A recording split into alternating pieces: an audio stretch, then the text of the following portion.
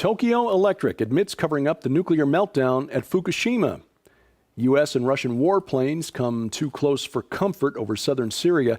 And this summer's forecast for California is for hot and sunny weather with a chance of rolling blackouts. This is SkyWatchTV for Wednesday, June 22nd, 2016. I'm Derek Gilbert.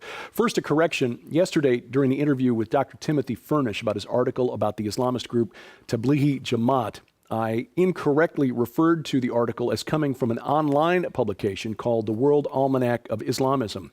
I incorrectly assumed that the book was an electronic publication because the article was published online. Again, that was incorrect. The book is available as a hard copy book from the American Foreign Policy Center and a valuable resource. I apologize to Dr. Furnish, and I regret the mistake.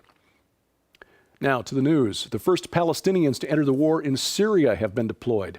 On Sunday, Palestinian fighters from the Damascus area, trained by Hezbollah, were airlifted by helicopter to the eastern Syria region of Deir ez-Zor. Apparently, they're taking part in an assault by Hezbollah on Islamic State positions in the Euphrates River Valley. These troops were trained by Hezbollah for missions deep inside Israel. But after a meeting in Moscow June 9th between Israeli Prime Minister Netanyahu and Russia's President Vladimir Putin, at which President Putin promised that no terrorists would be allowed to set foot in southern Syria, the Palestinians were redeployed. They're apparently already facing action. This plan, according to Debka-File, was presented to President Obama, who gave it his thumbs up. Meanwhile, U.S. and Russian planes came a little close for comfort, close to a showdown, actually, over Syria last week. The L.A. Times reporting that Russian planes hit Pentagon-backed rebels near the Jordanian border. This in spite of several warnings by American commanders. The airstrikes took place in an area far from where the Russians had been previously active. The U.S. Navy scrambled F-A-18s to intercept. The Russian planes left the area until the F-18s ran low on fuel and had to leave to meet up with a tanker. The Russian Su-24 fighter bombers returned and hit the Syrian rebels again. It's not clear at this point how close the American pilots came to actually firing on the Russian planes. Turkey and Israel say that they've agreed to normalize relations effective June 26th. This is 6 years after the deadly Israeli raid on the so-called Freedom Flotilla headed for the Gaza Strip. 10 Turkish nationals died in that incident. The head of Israel's Labor Party reportedly promised the West Bank to Mahmoud Abbas and the Palestinian Authority. This reported earlier this week by Israel's Channel 10. A secret deal made before last March's national election in Israel. Labor Party leader Isaac Herzog agreed to transfer 100% of disputed territories in Judea and Samaria to Palestinian control. This was meant to be the basis of a future peace agreement if Labor won control of the Israeli government. And workers are getting ready in Israel to enter the tomb of Jesus with titanium bolts. Over the next 10 months, crews will be restoring the collapsing chapel above the cave where it's believed that Jesus was buried temporarily. The chapel is buckling under its own weight, and the repairs are decades overdue because of infighting between the various Christian communities who occupy the site. Here at home in California, summer means the wind, the surf, and the blackouts. At least this summer, the power grid is under threat because of the massive natural gas leaks at the Aliso Canyon Natural Gas Storage Facility. It's the second largest facility for storing natural gas in the western U.S. and so kind of important for generating power during peak months.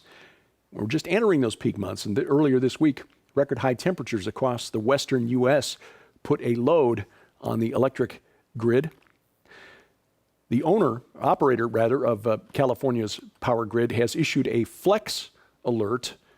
This is asking people in California to voluntarily conserve energy in order to avoid rolling blackouts, which might just happen anyway.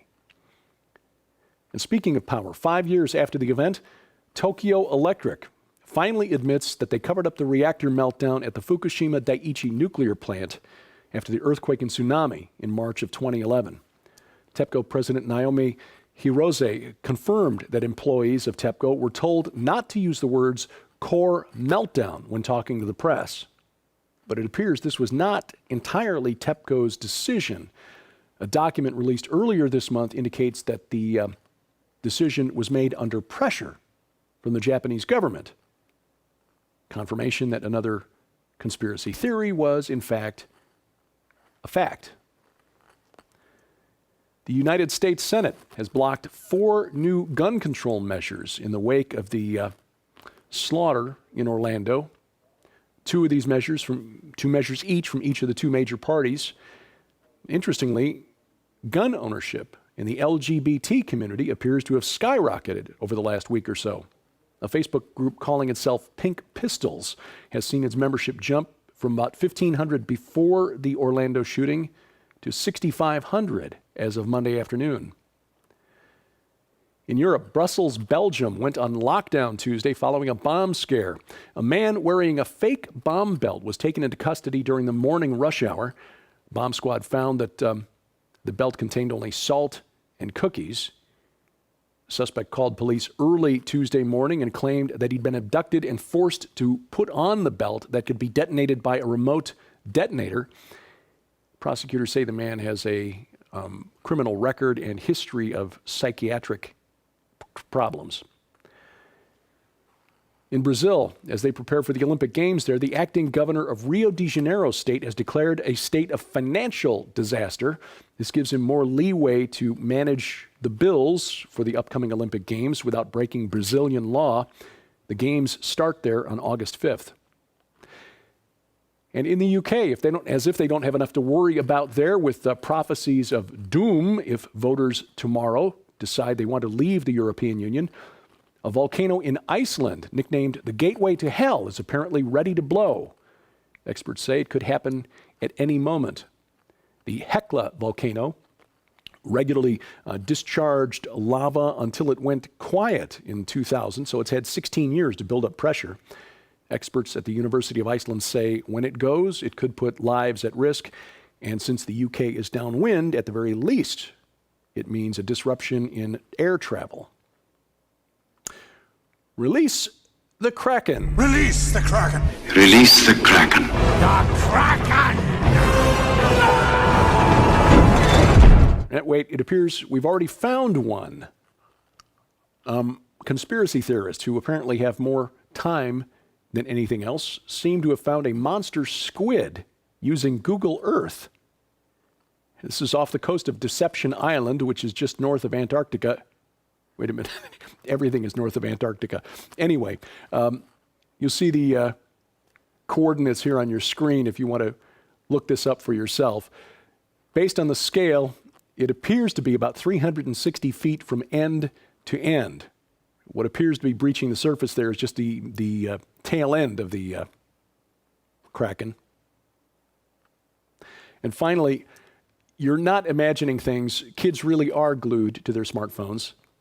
39% of millennials in a new study, those are people 18 to 34 years old, say they interact more with their phones than with coworkers, friends, parents, children, or significant others.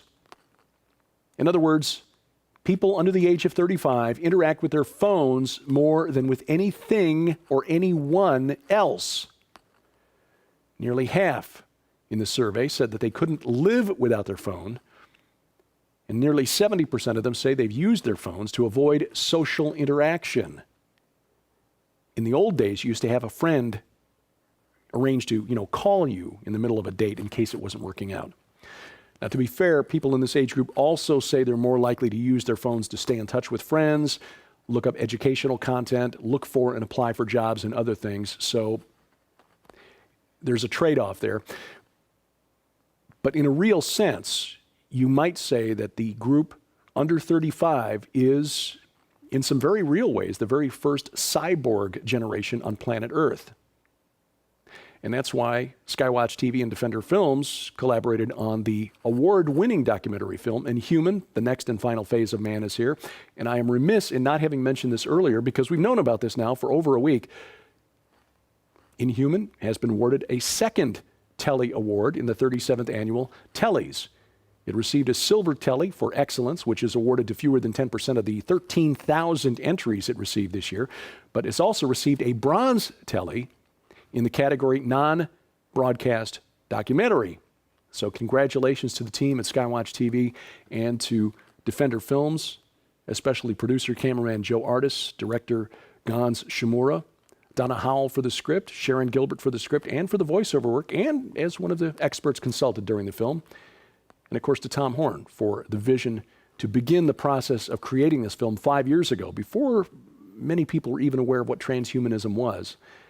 Quite an honor for the very first effort out of the gate for Defender Films to be awarded not one but 2 tellies in the 37th Annual Telly Awards. This week, making you aware that you've only got a couple more days to take advantage of the special introductory offer for the new SkyWatch TV magazine. It's 5 years for the price of 3. More information on that coming up at the end of this program. And you still have time to submit your story and a chance to be published by Defender Publishing in time for Christmas. This is the No Fences writing contest inspired by Nita Horn's biography, No Fences, and of course the vision that led to the creation of Whispering Ponies Ranch.